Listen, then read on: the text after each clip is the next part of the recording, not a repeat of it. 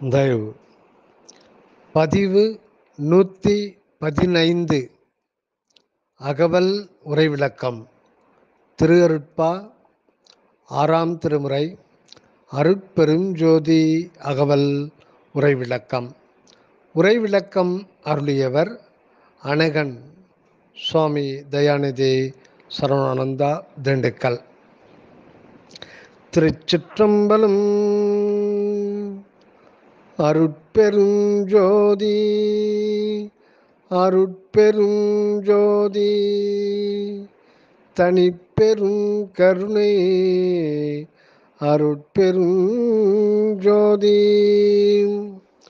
அகவல் வரிகள் 1153 1154. மனவாக்கரியா வரைப்பினில் எனக்கே இனவாக்கருளிய என்னுயிர் தந்தையே. மனவாக்கரியா வரைப்பினில் எனக்கே இனவாக்கருளிய என்னுயிர் தந்தையே, என்னுயிர் தந்தையே. அனகவுரை. கடவுள் உண்மை மனத்திற்கு விளங்குவதாய் இல்லையாம். மனத்திற்கு விளங்காத ஒன்றை எண்ணவும் கருதி கொள்ளவும் முடியாது. அப்படிப்பட்டதை உரைக்கவும் வரைந்து காட்டவும் முடியாதுதானே. ஆகையினால்தான் மனோ பகுத்தறிவாளர்கள் எவ்வளவு முயன்றும் கடவுள் உண்மையை அறியாது போவதால் கடவுளை பற்றி ஐயமும் நம்பிக்கை இன்மையும் கொண்டு மறுப்பு கூறுகின்றனர். ஆத்திகர் என்று சொல்லிக் கொள்ளுகின்றவர்களும் உண்மையை அறியாமலே கடவுளை நம்பிக்கொண்டும் அருளடையாது வீண் போகின்றார்கள். உண்மையை அறிந்து அடைவதற்கே மனமும் வாக்கும் செல்லாத மேல் நிலையில் அருளால் விளங்க வைத்திடுகின்றார் நம் பதி. சிந்தையும் சொல்லும் செல்லாத சிற்றம்பல அருள் வெளியிலே விளங்கும் நம் அருட்பெரும் பதி நம்மையும் அருளாலே அவருடன் கொண்டு உள்ளார் என்று அறிகின்றோம். சிந்தையும் சொல்லும் செல்லா சிற்றம்பலம் ஆகிய அருள் வெளியிலே விளங்கும் நம் அருட்பெரும்பதியாகிய கடவுள் நம்மையும் அருளாலே அவருடன் கொண்டு உள்ளார் என்று அறிகின்றோம்.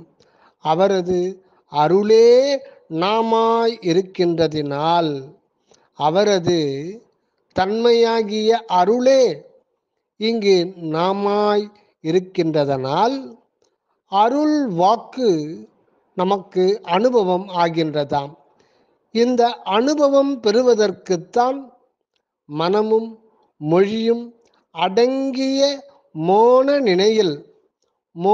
நிலையில் அந்த எல்லையில் இருந்து உள் விழிப்பும் உள்ளத்து உணர்வில் தயவும் புலன் அனுபவத்தில் அவாயின்மையும் விளங்க வேண்டி உள்ளன. இவையெல்லாம் பக்குவ நிலைக்கு ஏற்ப சிறிது சிறிதாகத்தான் பயன் விளைவிக்கும். தீவிரமான முயற்சியுடையோர் விரைவில் அருள் உண்மை கண்டு அடைந்து இன்ப நிலை பெற முடியும். எல்லோரும் அக அனுபவம் பெற்று விளங்குவதற்கு உரியவர்களே. எல்லோரும் அக அனுபவம் பெற்று விளங்குவதற்கு உரியவர்களே. ஆகையால் தளர்வு மனப்பான்மை அடையாது முயன்றால் திருவருளே கூட்டி வைப்பது திண்ணம். ஆகையால் தளர்வு மனப்பான்மை அடையாது முயன்றால் திருவருளே கூட்டி வைப்பது திண்ணம். அடுத்து அகவல் வரிகள் 1155 1156. உணர்ந்துணர்ந்துணரினும் உணரா பெருநிலை அணைந்திட எனக்கே அருளிய தந்தையே. உணர்ந்துணர்ந்துணரினோ உணரா பெருநிலை அணைந்திட எனக்கே அருளிய தந்தையே தந்தையே. அணக உரை. கடவுள் விளங்கும் நிலை பெருநிலையாம். அந்த பெருநிலையை பற்றிய உண்மையை புரிந்து கொள்ளுவது மனோசக்திக்கு அப்பாற்பட்டதாம். ஒருவன் மலைமேல் ஏறி செல்ல செல்ல செல்ல கீழ் உள்ள சூழ்நிலையை விரிவாக காண முடியும். அப்படி ஏறி மலை உச்சியை அடைந்துவிட்டால் அதற்கு மேல் வான்வெளிதான் அகண்டமாய் விரிந்து கிடக்கின்றது. அந்த வெளியில் சாதாரணமாய் செல்ல முடியாது. பொறியியல் சாதனையால் வான்வெளியிலும் செல்ல முடிகின்றதாம். இதுபோலத்தான் மனம் புலனறிவு நிலையை தாண்டி பகுத்தறிவின் உச்சியில் நிற்கும் போதும் மேல் தோன்றுவது அகண்ட வெளியின் நிலையாம். அப்பெருவெளியை பற்றி ஆய்ந்து அறியத்தான் தன் உணர்ச்சியாம் பொறிவாயில் சென்று பார்க்கின்றான். எவ்வளவு காலம் எப்படி முயன்றாலும் அப்பெருவெளியின் ஒரு குறிப்பிட்ட எல்லைக்கு மேல் அறிந்து கொள்ள முடியாதிருக்கின்றதாம். இம்மாதிரி உள்ள நிலையைத்தான் உணர்ந்து உணர்ந்து உணரினும் உணரா பெருநிலை என்கின்றார் வள்ளல் பெருமான். அகண்ட வான்வெளியின் எல்லை மனவாக்குக்கு எட்டாது. அகண்ட வான்வெளியின் எல்லை மனவாக்குக்கு எட்டாதது. எத்தனை ஆண்டு காலம் ஒருவன் ஒளி வேகத்தில், அதாவது ஒளியின் வேகம் ஒரு வினாடிக்கு 1,86,000 மைல் அல்லது இக்கால கணக்கில் 3 லட்சம் கிலோமீட்டர். ஒளியின் வேகம் ஒரு வினாடிக்கு 3 லட்சம் கிலோமீட்டர். ஆக எத்தனை ஆண்டு காலம் ஒருவன் இந்த ஒளியின் வேகத்தில் வான்வெளியில் சென்றாலும் அவனுடைய ஆயுள் காலத்தில் 100 ஆண்டுகளில் செல்லும் தூரம் மிக மிக அற்பம் தானாம். இதுபோல் 100 பிறவிகளில் தொடர்ந்து சென்றாலும் வான்வெளியின் எல்லை காண முடியாது என்றால் அது எவ்வளவு விரிவுடையது என்று சிந்தியுங்கள். இதுபோல்தான் மனமோன நிலைக்கு மேல் விரிந்து கிடக்கும் கடவுள் வெளியின் விரிவுமாம். உணர்ந்து கொள்ள முடியாத பெருவெளியின் நிலையை ஆய்வதை விட்டுவிட்டு அருளை பெறுவதற்கான ஒருமையும் தயவும் கொண்டு உளமுருகி நின்றால் அகத்தில் அருள் வெளியில் கடவுள் மயமாய் இருக்க முடியும். இது முக்கியம், மிக முக்கியம். மீண்டும் கவனிப்போம்.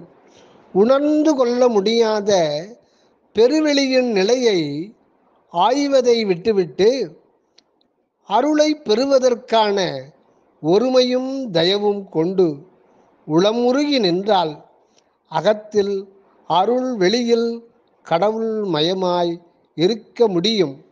அப்படி இருந்து கொண்டு அக்கடவுள் வெளியின் உண்மையை அனுபவிக்கும் போது அதன் இரகசியம் முற்றும் அறியப்படுவதாம், அனுபவப்படுவதாம்.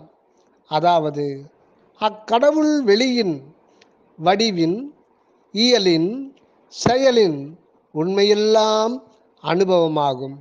அதாவது 1 அக்கடவுள் வெளியின் வடிவம், 2 அக்கடவுள் வெளியின் இயல், 3 அக்கடவுள் பெருவெளியின் செயல் உண்மை எல்லாம் அனுபவமாகும்.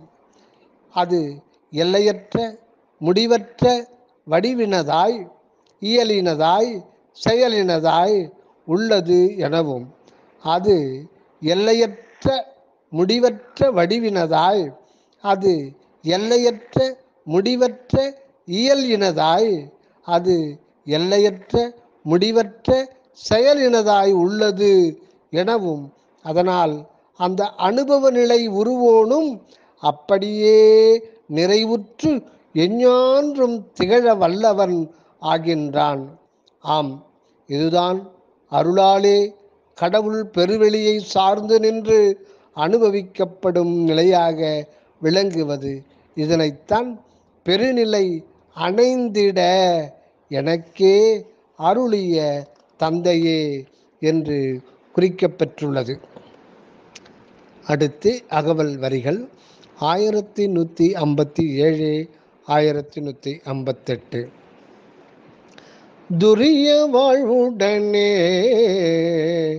சுகபூரணம் எனும் பெரிய வாழ்வளித்த பெருந்தனி தந்தையே, துரிய வாழ்வுடனே சுகபூரணம் எனும் பெரிய வாழ்வளித்த பெருந்தனி தந்தையே, பெருந்தனி தந்தையே. அனகவுரை. மேற்குறித்த பெருவெளி நிலை உற்ற ஒருவன் அங்கு அருள் உணர்வு கெடாது, மறதி வந்துவிடாது, உலக விடையாதிகள் வாசனைகள் ஏற்படாது, அகவிழிப்போடு இருத்தல் துரியானுபவ நிலையாம். இது சாதாரண மக்களுக்கு தெரிவது இல்லையாம். பொதுமக்கள் பொறிபுலன் வாழ்வில் உழன்று இருத்தலின் அவர்களுக்கு சாக்கிரம், சொப்பனம், சுழுத்தி, அதாவது விழிப்பு, கனவு, உறக்கம் ஆகிய முன்னிலை அனுபவமே விளங்கும். இந்நிலைகளை கடந்து அருள்நிலை பெற்று அனக வாழ்வு வாழ வழங்கப் பெறுகின்றான். அதுவே சுகபூரண பெருவாழ்வு என்று கூறப்படுவது. இது மிக மிக முக்கியம். மீண்டும் ஒருமுறை கவனிப்போம். துரிய வாழ்வுடனே சுகபூரணம் எனும் பெரிய வாழ்வளித்த பெருந்தனி தந்தையே, மேற்குறித்த அகப்பெருவெளிநிலை உற்ற ஒருவன் அங்கு அருள் உணர்வு கெடாது, மறதி வந்துவிடாது, உலக விடையாதிகள் வாசனைகள் ஏற்படாது, அகவிழிப்போடு இருத்தல் துரியானுபவ நிலை ஆகும். இதுவே சுகபூரணம் எனும் பெரிய வாழ்வு நிலை ஆகும். இது சாதாரண மக்களுக்கு தெரிவதில்லையாம். பொதுமக்கள் பொறிபுலன் வாழ்வில் உழன்றிருத்தலின் அவர்களுக்கு சாக்கிரம், சொப்பனம், சுழுத்தி, அதாவது விழிப்பு, கனவு, உறக்கம் ஆகிய முன்னிலை அனுபவமே விளங்கும். இந்நிலைகளை கடந்து அருள்நிலை பெற்று அனக வாழ்வு வாழ வழங்கப் பெறுகின்றான் மனிதன். அதுவே சுகபூரண பெருவாழ்வு என்று கூறப்படுவது. முன்னர் யோகானுபவ சித்தி பெற்றவர்கள் இந்த துரிய நிலை வரை சென்றும் திருவருள் நியதிப்படி குறிப்பிட்ட காலம் வரை வாழ்ந்துவிட்டு பின்னர் மறைந்து போய்விட்டார்களாம். ஆனால் நம் வள்ளல் பெருமான் இத்திருவருள் விளக்க துரிய நிலையில் குருதுரியம் கடந்து சுத்த சிவ துரியானுபவம் வரை சென்று தான் அதுவாகி நின்று சுகபூரண பெருவாழ்வில் விளங்குகின்றவராகிவிட்டார். இதுவே இவர் தம் நித்யானந்த சிவ துரியாதீத வாழ்வு நிலை ஆகும். இந்நிலை அனுபவம் திருவருளை பூரணமாக பெற்றவர்கள் தாம் அறியவும் அடையவும் அனுபவிக்கவும் முடிகின்றதாம். ஆகையால் சாதாரணமாய் விளக்கி காட்டி தெளிவு செய்திடல் முடியாது இதை. தயவு. அடுத்து அகவல் வரிகள் 1159 1160. ஈரில பதங்கள் யாவையும் கடந்த பேரளித்தாண்ட பெருந்தகை தந்தையே. ஈரிலா பதங்கள் யாவையும் கடந்த பேரளித்தாண்ட பெருந்தகை தந்தையே, பெருந்தகை தந்தையே. அனக உரை.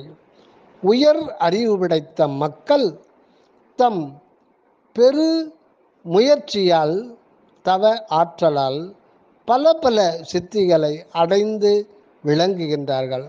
அந்த சித்தி நிலைகள் பலவாகிய பதவிகளாக புகழப்படும். அவை எல்லாம் சாதாரண உலகியல் பதவிகளுக்கு மேற்பட்டவைகளாம். இந்திராதி தேவ பதவிகளும் சித்தர் முத்தர் பதவிகளும் பிரமாதி கர்த்தர் பதவிகளும் இன்னும் எத்தனையோ பதவிகளும் உள்ளனவாம். இப்பதவிகள் இத்தனைதான் என்று கூறுவதற்கு அரிது ஆதலின் இவை ஈரிலா பதங்கள் என ஓதப்பட்டுள்ளனவாம். ஈரிலா பதங்கள் என்றால் எண்ணிக்கையற்ற பதவிகள் என்றும் முடிவு பெறாமல் குறைபட்டுள்ள பதவிகள் என்றும் பொருளாம்.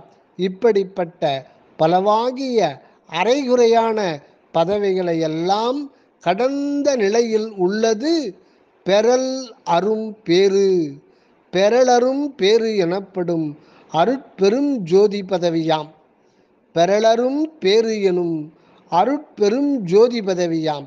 இந்த பெரும் பேற்றினை வழங்கி வாழ்விக்கும் பெரும் தகையாம் நம் அருள் தந்தையை உளம் கொண்டு போற்றுவோம் போற்றுவோம். நம் பெருமானின் அருட்பெருஞ்சோதி பதவி முன்னர் எவரும் அடையாத ஒன்றாம். ஆனால் அது இப்போது எவர்க்கும் பெற்று கொண்டு வாழ உதவி இருக்கின்றார் நம் அருள் தந்தையார். அருட்பெருஞ்சோதி பதவியில் விளங்குகின்றது திரி தேக சித்தி நிலையாம். அதாவது அருள் பிளஸ் பெரும் பிளஸ் ஜோதியே ஜோதி பெரும் அருள் என்னும் முறையில் சுத்த தேகம் பிரணவ தேகம் ஞான தேக நிலையை சுட்டுகின்றனவாம். தயவு அடுத்து அகவல் வரிகள் 1161 1162. எவ்வகை தீரத்தினும் எய்துதற்கரிதாம் அவ்வகை நிலை எனக்கு அளித்த நற்றந்தையே. எவ்வகை தீரத்தினும் எய்துதற்கரிதாம் அவ்வகை நிலை எனக்கு அளித்த நற்றந்தையே, அளித்த நற்றந்தையே. அனகவுரை. அருட்பெரும் ஜோதியின் அனுபவ நிலையானது நம் அருட்பெரும் தந்தையாரின் இயற்கை உண்மை நிறை வண்ணம் ஆகும். ஆதலின் அந்நிலை பேற்றை அடைவது என்பது அந்த அருள் மயம் ஆவதே அன்றி வேறு அல்ல. மற்ற எவ்வகை திறத்திலும் எய்துதற்கு அரிதாம். அதாவது மனோசக்தி, தேகேந்திரிய சக்தி, யோக சக்தி, ஞான சக்தி, மந்திர சக்தி, தந்திர சக்தி, பொருட்சக்தி, கிரியாசக்தி, இச்சாசக்தி, மாயாசக்தி முதலிய எவ்வகை சக்தியை கொண்டும் நம் பதி நிலையை அடைதல் கூடாதாம் கூடாதாம். எனவே அந்த எவ்வகை திறத்தினிடத்தும் பற்று வைத்து முயன்று அடைந்து மேல்நிலைக்கு ஏறாது தடைப்பட்டு போகாது அருள் பாலித்து ஆண்டு கொண்டுள்ள அருள் தந்தையை அனவரதமும் போற்றுவோம். முன்னிருந்த மக்களில் சிறந்தோர் எவ்வளவோ காலமாக எப்படியெல்லாமோ தவ முயற்சிகள் செய்து அடைந்த அற்புத சித்திகளும் அரிய பதவிகளும் பெரிய அனுபவங்களும் குறைவும் நிலையாமையும் உள்ளனவாய் அருட்பெரும் ஜோதியால் இன்று கண்டடைய பெற்றுள்ளோம். வேறு வகையாக கூறின் எவராலும் எவ்வாற்றாலும் எவ்வகையிலும் அடைதற்கு முடியாத அருட்பெருஞ்சோதி நிலையை, அதுவே வள்ளல் வடிவில் நிறைநிலை பெற்று அவராய் விளங்குவதாய் அருட்பிரகாசமாய் திகழ்வதாய் உணர்கின்றோம். இப்படி கடவுளே அருட்பிரகாசராய் திகழ்கின்ற உண்மை அருளால் காண்கின்றார்களே நித்திய பரம்பொருளை வள்ளல் வடிவில் காணக்கூடும். ஏனையோர் அது வேறு இவர் வேறு என்று கருதியும் வெளியிட்டும் புறம்போந்து ஒழிகின்றார்கள். அது தவறு, அது தவறு. வள்ளல் வடிவில் விளங்கி கொண்டுள்ளது ஒவ்வொருவரின் உண்மை கடவுளாய்க் கண்டு உலகவர்களுக்கு அன்பு செய்திடல் வேண்டும் தயவு. அடுத்து அகவல் வரிகள் 1163 1164. இனி பிறவா நெறி என கழித்தருளிய தனி பெரும் தலைமை தந்தையே தந்தையே. இனி பிறவா நெறி எனக்கு அளித்தருளிய, இனி பிறவா நெறி எனக்கு அளித்தருளிய தனி பெரும் தலைமை தந்தையே தந்தையே. அனகவுரை. அக கடவுளான்ம வடிவம் பிறப்பும் இறப்பும் இல்லாதது. அக கடவுளான்ம வடிவம் பிறப்பும் இறப்பும் இல்லாதது. இந்த ஆன்மாவை சூழ ஒரு தேகம் தோன்றி விளங்கி பின் மறைவதுமாய் இருக்கின்றதாம். ஆன்மாவை சூழ உடல் ஆக்கப்பெற்று விளங்குவதுதான் பிறப்பு எனவும், அந்த உடல் நீக்கப்பெற்று விடுவதுதான் இறப்பு என்றும் கூறப்படுகின்றன. ஆன்மாவுக்கு இந்த பிறப்பும் இறப்பும் ஏன் வந்து கொண்டே இருக்கின்றன? உண்மையை உள்ளபடி அறியாதவர்கள் இப்பிறப்புகளுக்கு காரணம் ஏதேதோ சொல்லுவார்கள். அவை எல்லாம் மாயா தோற்ற மனோ கற்பனை கூற்றுகளே ஆகும். திருவருளாலே உண்மையை காண முடியும். அது இதுவாம். அதாவது, கடவுள் அருட்பெருஞ்சோதியாய் எங்கனும் நிரம்பி என்றும் இருந்து கொண்டுள்ளார். அந்த கடவுளின் அருளே உள்ளீடாயிருந்து புறஜோதி நிலையை பல பல பொருள்களாக, ஆற்றல்களாக, உணர்ச்சிகளாக, அறிவு விளக்கங்களாக, அருள் அனுபவங்களாக உருவாகி சூழ்வதும் மறைவதுமாய் இருக்கின்றதாம். கடவுள் அருட்பெரும் ஜோதியாய் எங்கனும் நிரம்பி என்றும் இருந்து கொண்டுள்ளவர். அந்த கடவுளின் அருளே உள்ளீடாய் இருந்து புற ஜோதி நிலையை பல பல பொருள்களாக, ஆற்றல்களாக, உணர்ச்சிகளாக, அறிவு விளக்கங்களாக, அருள் அனுபவங்களாக உருவாகி சூழ்வதும் மறைவதுமாயிருக்கின்றதாம். இப்படி விளங்கி கொண்டிருக்கின்றது அந்த அருட்பெரும் ஜோதி கடவுளின் இயல்பாம். இந்த இயல்புப்படி ஒவ்வொரு அணுவுக்கும் உள்ளீடாயிருந்து கொண்டு சூழ் அருள் ஒளியை பலவேறு தோற்றம் கொள்ள செய்து கொண்டுள்ளதாம். இப்பொழுது ஒரு ஆன்ம அணுவை எடுத்து கொள்ளுவோம். உதாரணத்திற்கு இப்பொழுது ஒரு ஆன்ம அணுவை எடுத்துக்கொள்வோம். இதன் உள்ளும் புறமும் அருளும் பெரும் ஜோதியும் இருந்து கொண்டுள்ளன. அதாவது, ஆன்மாவிற்கு உள்ளே அருள் உணர்வும், ஆன்மாவுக்கு வெளியே பெருஞ்சோதி உருவமும் இருந்து கொண்டு உள்ளன. இதுதான் அருட்பெருஞ்சோதி ஆகும். இந்த அக அருள் புற ஒளியை பலவேறு தோற்றம் கொள்ளச் செய்து வருகின்றதாம். புறவடிவம் இந்த மனித தேகமாக ஆகின்ற போது பகுத்தறிவுக்கு அப்பால் அருள் உணர்வு வெளியாகி அது கொண்டு அக அருளின் பெரும் திறனை அறிய வல்லவனாகி தோன்றி சூழ்ந்து விளங்கி கொண்டுள்ளதாம். அருட்பெருஞ்சோதி இப்பொழுது அகமும் புறமும் என்ற இருநிலை போய் பிரிவற்ற ஒன்றாய் விளங்குகின்றது. இதுவே கடவுள் வடிவே மனித வடிவாய் அனுபவப்பட்டு விளங்குகின்ற நிலை. இந்த மனிதன் கடவுள் வடிவுற்று இளங்குவதாகும். இந்த மனிதன் கடவுள் வடிவுற்று இளங்குவது ஆகும். இது மேற்கொண்டு அழிவதில்லை, மாறுவது இல்லை. ஆகவே இந்த அருள் ஒளி மனிதன் தன்னுருவை பிரியாது அப்படியே நிலவுகின்றவனாகிவிட்டதால் இறப்பும் பிறப்பும் தொடர்வது இல்லையாம். மாற்றமுற்று கொண்டே இருக்கின்ற ஜோதியாலான இந்த தேகம் அக அருளின் சேர்ப்பால் அருட்ஜோதி தேகமாகிவிட்டதால் அப்போது முதல் அந்த தேகம் மாற்றமில்லா நிலை அடைந்து விடுகின்றதாம். இது இனி பிறவா நெறி ஆகும். இப்படி மாற்றமில்லா அருட்ஜோதி தேகம் அடையாதவரை அந்த ஆன்மாவுக்கு அகமும் புறமுமான இருநிலை இருக்கும். புற வடிவ பிறப்பும் இறப்பும் இருக்கும்.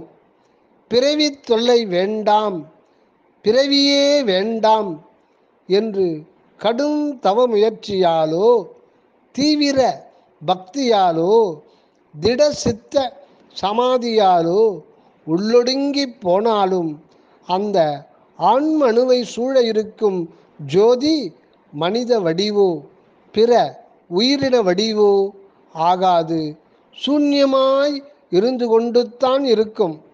ஆன்மாவுக்கு இந்த சூன்ய சூழலால் எந்த விதமான வாழ்வும் பயனும் இல்லை. அது திருவருட் சம்மதமும் அல்ல. ஆகையால் அந்த ஆன்மா எவ்வளவு காலம் என்ன வரம் பெற்று பிறவா நிலையில் கிடந்தாலும் மறுபடியும் திருவருளால் அருள் அனுபவ வாழ்வு வழங்கப்படுவதற்கு மனித பிறவி மீண்டும் கொடுக்கப்படுவதாம். ஆகவே ஆன்மா கடவுள் ஐக்கியத்தில் மறைந்து கிடப்பது முடிவு அல்ல, முடிவு அல்ல. அது இனி பிறவாநெறி ஆகாது. அவசியம் பிறக்க வேண்டியதே கடவுள் ஆணை.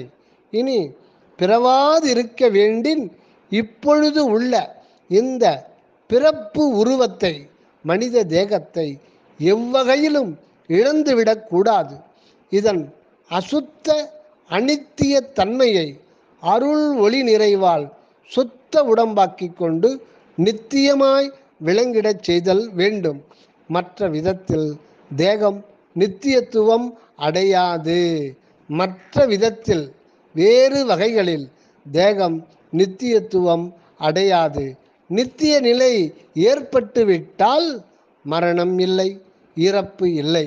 எனவே இனி பிறவாதிருக்க வேண்டின் இந்த பிறப்பே இரவாமை உற்றிடுதல்தான் முறை. இதனையே நம் வள்ளல் அருட்பெருஞ்சோதி தந்தையாரால் வழங்கப் பெற்றுள்ளது உண்மை உண்மை. இனி பிறவா நெறி எனக்கு அளித்தருளிய தனி பெரும் தலைமை தந்தையே தந்தையே. தயவு அருட்பெருஞ்சோதி அருட்பெருஞ்சோதி தனிப்பெரும் கருணை அருட்பெருஞ்சோதி. அகமிருந்து வருக அருளுடன், அநேகமாக வாழ்க தயவுடன். அகமிருந்து வருக அருளுடன், அநேகமாக வாழ்க தயவுடன். தயாநேயன் சரவணானந்தா. அருட்பெருஞ்சோதி அருட்பெருஞ்சோதி தனிப்பெரும் கருணை அருட்பெருஞ்சோதி. உள்ளிருந்து வாழ்வதுவே உண்மை வாழ்வாகும். மற்ற புறமிருந்து புரிவதெல்லாம் பொய்ப்பிழைப்பே ஆகும். தயவு தயவு, தயவு.